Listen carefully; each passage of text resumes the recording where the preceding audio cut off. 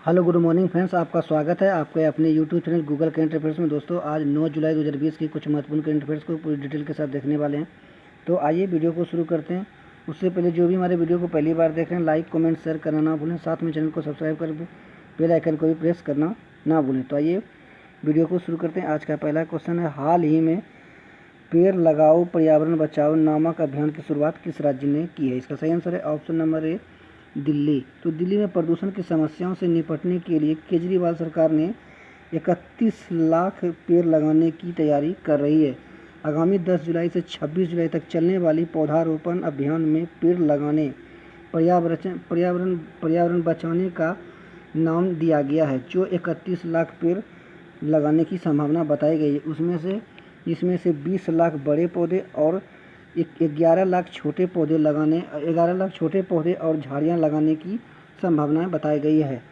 तो इस परियोजना में, इस अभियान में पेड़ लगाने का कार्यक्रम शुरू किया जाएगा। तो बात की गई है दिल्ली की, तो दिल्ली की मुख्यमंत्री की बात की जाए तो अरविंद केजरीवाल, वहीं उप गवर्नर अरविंद बैजल और विधानसभा की 70 सीट है, लोकसभा 6 और राज्यसभा की टोटल 1 सीटें शामिल की गई हैं। तो आइए नेक्स्ट देखते हैं। नेक्स्ट है, केंद्र सरकार ने गैर कानूनी संगठन सीख फॉर जस्टिस की कितनी वेबसाइटों को ब्लॉक कर दिया गया? इसका सही आंसर है ऑप्शन नंबर सी, 40। तो गैर कानूनी खालिस्तानी समर्थक संगठन सीख फॉर जस्टिस की 40 वेबसाइटों को बंद करने का आदेश सरकार ने दे दिया है। इसका आरोप है कि इन पर यह आरोप लगाया गया कि इन वेबसाइटों के जरिए देश विरोधी एजेंडा चलाया जा रहा है और अपने एजेंट के मुताबिक जनमत संग्रह भी किया जा रहा है। संगठन के स्वयं भी मुखिया पुरापंत सिंह पुन्नू के खिलाफ भी केस दर्ज किया गया है। तो आइए देखते हैं नेक्स्ट है, हाल ही में किसानों को फसल ऋण देने के लिए उड़ीसा सरकार ने किस योजना की शुरुआत की गई है? इसका सही आंसर है ऑप्शन नंबर बी, बलराम योजना। तो उड़ीसा की सरकार ने भूमिहीन किसानों को कृषि लोन देने के लिए बलराम योजना की शुरुआत की गई है। इस योजना के तहत कोरोना महामारी के कारण कठिनाइयों का सामना कर रहे गरीब 7 लाख भूमिहीन किसानों को लगभग 1040 करोड़ रुपये खर्च कर दिया जाएगा और इससे उड़ीसा के किसानों को ऋण देने के लिए सहायता प्रदान करेगा। तो बात की गई है उड़ीसा की, तो उड़ीसा की मुख्यमंत्री हैं नवीन पटनायक, गवर्नर हैं गणेशी लाल। बात की गई विधानमंडल की, तो विधानमंडल एक सदनात्मक है, वहीं विधानसभा की टोटल 147 सीट, लोकसभा 20, राज्यसभा 10 सीटें वर्णित है। वहीं टोटल जिलों की संख्या की बात की जाए तो टोटल 30 जिले वर्णित हैं। तो नेक्स्ट है, हाल ही में किस एजुकेशन बोर्ड ने पहली बार कोविड-19 के कारण करीब 30% सिलेबस को कम करने का फैसला लिया गया? इसका सही आंसर है ऑप्शन नंबर ए, CBSE। तो भारत के एचआरडी मिनिस्टर रमेश पोखरियाल निशंक ने इसका ऐलान किया है और यह सिलेबस क्लास 9 से लेकर 12 तक के छात्रों के लिए किया गया है और साथ ही साथ इससे नीचे वाले क्लास के मामले में स्कूल को खुद ही डिसीजन लेने का अधिकार दिया गया है। इसका कारण ये है कि कोविड-19 की वजह से स्कूल बंद होने के कारण कुछ जगहों पर ऑनलाइन क्लासेस ली जा रही है। और बात की गई है CBSE की, तो CBSE का बात करते हैं तो CBSE का फुल फॉर्म है central board of secondary education. में स्थापना की बात की जाए तो 1962 में इसकी स्थापना की गई। हेडक्वार्टर नई दिल्ली और वर्तमान में अध्यक्ष मनोज आहूजा है। तो नेक्स्ट देखते हैं।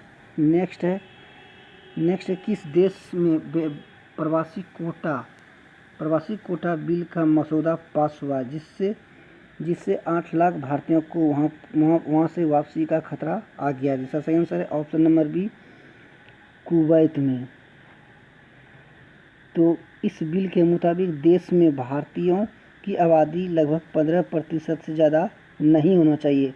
अभी वहाँ पर लगभग 15 लाख भारतीय रह रहे हैं। कुवैत की कुल आबादी की बात की जाए तो मात्र 43 लाख है, जिनमें से कुवैत की टोटल संख्या मात्र 13 लाख है, जबकि प्रवासियों की संख्या की बात की जाए तो टोटल 30 लाख वहाँ प्रवासी हैं। तो इसी को मद्देनज़र देखते हुए इस बिल को कुवैत की नेशनल असेंबली की कानूनी और विधायिका समिति ने इसे पास किया है। वहीं कुवैत के पीएम शेख सबा अल खलीद सबा ने आबादी का 30% रखने का प्रस्ताव दिया था। तो बात की गई है कुवैत की। तो कुवैत एक अरब देश है, उसकी राजधानी कुवैत सिटी है और मुद्रा कुवैती दिनार है। नेक्स्ट है overdraft saving the Indian saver नामक पुस्तक किसने लिखी? तो इसका सही आंसर है option number A Urjit Patel. यह पुस्तक गैर निष्पादित परिसंपत्तियों के मुद्दे पर लिखी गई है। वहीं इस बुक को प्रकाशित किया है हाइपर कॉलिशन इंडिया ने। और बात की गई है इसकी स्थापना की, बात की गई है आरबीआई की। तो आरबीआई की स्थापना की बात की जाए तो स्थापना इसकी 1 अप्रैल 1935 को, हेडक्वार्टर मुंबई और वर्तमान में गवर्नर शक्तिकांत दास है। नेक्स्ट है देश का पहला राज्य जिसने 100% घरों में गैस कनेक्शन देने का वाला पहला राज्य बन गया है। इसका सही आंसर है ऑप्शन नंबर ए हिमाचल प्रदेश। तो हिमाचल प्रदेश में 100% घरों में गैस कनेक्शन देने वाला राज्य बना है। यह कनेक्शन उज्ज्वला योजना के तहत ग्रामीण क्षेत्रों में लगभग 1,36,000 परिवारों को लाभान्वित किया जाएगा। वही बात की गई है हिमाचल प्रदेश को। तो हिमाचल प्रदेश की बात करें तो इसके मुख्यमंत्री जयराम ठाकुर हैं। गठन 25 जनवरी 1971 को किया गया था। विधानसभा की बात की जाए तो 68 लोकसभा 4 और राज्यसभा की टोटल 3 सीटें बर्नित हैं। वहीं बात की जाए जिले की तो टोटल 12 जिले शामिल की गई है। तो नेक्स्ट है हाल ही में जेन कैस्टोक्स किस देश के नए प्रधानमंत्री बनाए गए हैं? तो इसका सही आंसर है ऑप्शन नंबर डी फ्रांस में। तो कोरोना वायरस के इन्फेक्शन को कंट्रोल करने और अर्थव्यवस्था को संभालने में लापरवाही को लेकर पिछले प्रधानमंत्री एडवर्ड फिलिप्स को हाल ही में इस्तीफा देना पड़ा था। उन्हीं की जगह पर जैन कैटवैक्स को फ्रांस का नया प्रधानमंत्री नियुक्त किया गया है। फ्रांस के राष्ट्रपति ही प्रधानमंत्री को चुनते हैं, ऐसा प्रावधान फ्रांस के संविधान में किया गया है। और इसके बाद प्रधानमंत्री अपने कैबिनेट का गठन करते हैं। मतलब फ्रांस के राष्ट्रपति ही प्रधान को चुनते हैं और उसके बाद प्रधानमंत्री अपने कैबिनेट का गठन करते हैं। तो बात की गई है फ्रांस की। तो फ्रांस की राजधानी पेरिस है। राष्ट्रपति की बात की तो इमैनुअल मैक्रो है। मुद्रा यूरो है। नेक्स्ट है किस राज्य में नेकर योजना की शुरुआत की गई है? तो इसका सही आंसर है ऑप्शन नंबर ए कर्नाटका। तो यह योजना कर्नाटक की सरकार ने नेकर योजना की शुरुआत की गई है। तो यह योजना बुनकर के लिए ही शुरू किया गया है। इस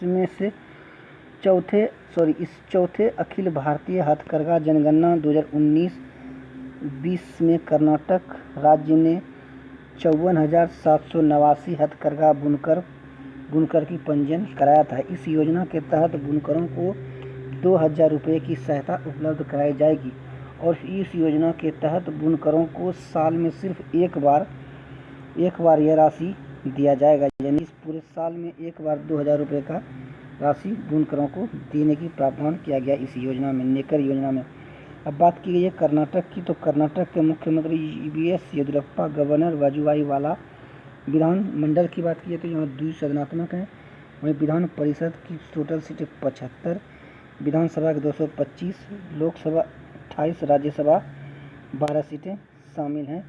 टोटल जिलों की बात की जाए तो 36 जिले कर्नाटक राज्य में है। नेक्स्ट है इस वीडियो का लास्ट क्वेश्चन है हाल ही में किस राज्य की सरकार ने महाजॉब पोर्टल को लॉन्च किया गया? इसका सही आंसर है ऑप्शन नंबर बी महाराष्ट्र को। तो महाराष्ट्र की उद्धव ठाकरे सरकार ने महाजॉब पोर्टल को लॉन्च किया गया है।